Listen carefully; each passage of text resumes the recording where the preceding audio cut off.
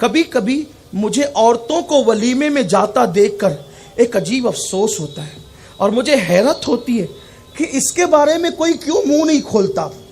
گلا پھاڑ پھاڑ کے تو سب کہتے ہیں عورتوں کا مزار پہ جانا حرام ہے، لیکن کبھی کسی نے یہ بھی کہا کہ ولیمے میں بھی جانا حرام ہے؟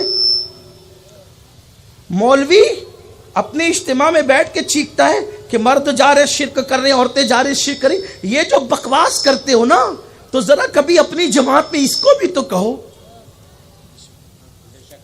مزار پہ جانا کیوں حرام ہوا؟ آبرو کے تحفظ کے لیے نا۔ مسجد میں جانا کیوں منع ہوا؟ مجھے بتایا جائے جس مذہب نے عورت کی عزت کی حفاظت کے لیے عورت کو مسجد میں آنے سے منع کر دیا، اس مذہب کے ماننے والوں کے یہاں ولیموں میں بن ٹھن کے جانے کا جواز کہاں سے نکل آیا؟ یہاں تو مذہبی لوگوں کی عورتیں بھی جا رہی ہیں۔ اب بات اگر کہی جائے گی تو برا سب کو لگتا ہے، مسئلہ ایک آپ ہی کو سمجھتا، اوروں کو نہیں سمجھتا۔ بہت کچھ سوچ کر بنا ہوں میں دریا کا حریف، ورنہ میں بھی جانتا تھا عافیت ساحل میں ہے، ساحل ہی میں عافیت ہے۔ لیکن مجھے بتایا جائے مسجد سے روکنے والی قوم، مزارات سے روکنے والی قوم ابھی تک بازار اور ولیمہ سے کیوں نہ روک سکی؟ وہ بھی بے پردہ ہے، کوئی اس کے خلاف بولنے والا؟ وہ بھی بے حجاب بن سنور کر وَقَرْنَا فِي بُيُوتِكُنَّ۔ یہ پردے کے تین حصے ہیں، ایک درمیانہ، ایک معذورانہ، اور ایک سب سے اعلیٰ ولیوں کا پردہ۔ سب سے اعلیٰ قسم پردے کی ہے وَقَرْنَا فِي بُيُوتِكُنَّ، اور ڈائریکٹ خطاب یہ ان سے ہو رہا ہے جن کے بستر پہ قرآن نازل ہوا ہے، جن کے بستر پہ قرآن آیا ان کو کہا جا رہا ہے وَقَرْنَا فِي بُيُوتِكُنَّ، اپنے گھروں میں بیٹھی رہو۔ مجھے شاید کوئی میری معلومات میں اضافہ کرے اس معاملے میں کہ رسول اللہ کے دور میں کوئی ولیمہ ہوا اور اس میں خواتین کی شرکت ہوئی ہو، کوئی ذرا اس میری معلومات میں اضافہ کر دے۔ میں کوئی علامہ نہیں ہوں، کوئی محقق اور مفتی نہیں ہوں، لیکن مجھے بتایا جائے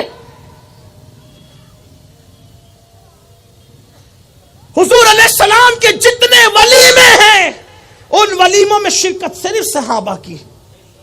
سورۃ الاحزاب اٹھا کے دیکھو، اس کا ان آیتوں کا شان نزول اٹھا کر دیکھیں، اور پھر چلیے اگر با پردہ جاتی تو کوئی گنجائش کی صورت تھی، لیکن بے نقاب بے حجاب بن سنور کر دن بھر بنتی ہے اور پھر جاتی ہے۔ پھر اس میں ہنسی ہے، مذاق ہے، غلط ملت ہے، بے پردگی ہے، پھر ویڈیو شوٹنگ ہے۔ ویڈیو شوٹنگ کرنے والے مسلمان بھی نہیں ہیں۔ مولانا سے پیر جی سے اپنی بیویوں کو، عورتوں کو، بہنوں کو، بیٹیوں کو چھپایا اور شوٹنگ کے نام پر اپنے گھر کی عورتوں کو ان کے سامنے بے نقاب کر دیا۔ اس قوم پہ لعنت نہیں برسے گی تو کیا ہوگا؟ لوگ کہتے ہیں ہندوستان میں مر رہے، پٹ رہے، یہ ہو رہے، ارے کیوں نہیں ہوگا؟ قدرت جب لعنت کر رہی ہے تو رحمت تم پر کون بھیجے گا؟ قدرت جس قوم پہ لعنت کرے رحمت کون بھیجے گا؟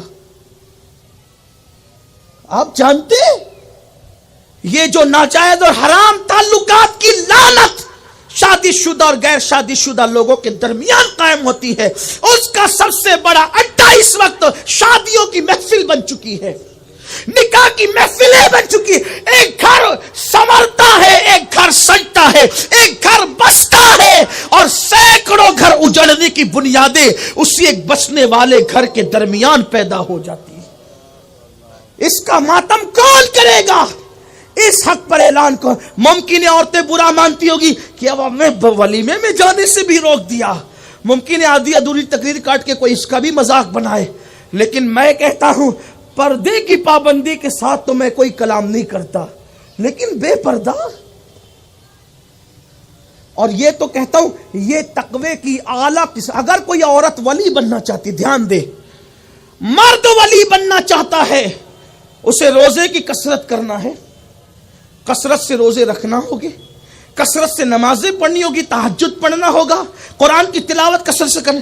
عورت کو اگر ولیہ بننا ہے اسے کوئی نفلی عبادت نہیں کرنا، صرف فرائض واجبات کی پابندی کے ساتھ اپنے گھر کی چار دیواری میں یہ سوچ کر کے قید ہو جانا ہے وَقَرْنَا فِي بُيُوتِكُنَّ، اللہ اس کو اسی وقت مقام ولایت عطا کر دیتا، اس لیے کہ اللہ کے رسول نے فرمایا، المعجم الکبیر کی روایت ہے، اللہ کے رسول نے فرمایا عورت سب سے زیادہ اس وقت اللہ کے قریب ہو جاتی ہے جب وہ پردے میں ہوتی ہے، اور قریب ہونے ہی کو تو ولایت کہتے ہیں، ولایت اور کس چیز کو کہتے ہیں؟ قریب ہونے